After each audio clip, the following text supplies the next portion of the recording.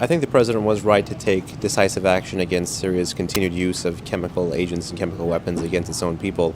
I had slightly hoped for a broadening of the target set to include Assad's conventional war machine.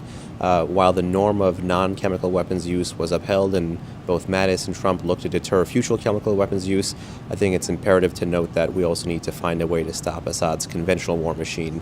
Well, one hopes that this strike will have both political and military impact on the Assad regime, as well as Assad's foreign backers, which the president mentioned, Russia and Iran, as well as the various Shia militias that are rampant and buoy Assad's forces across the country.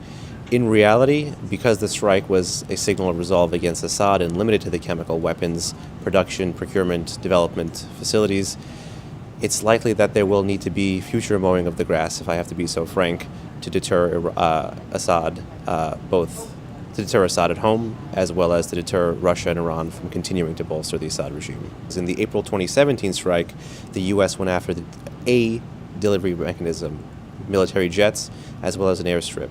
This time they went after the production centers, which is the scientific and technical and industrial base for them.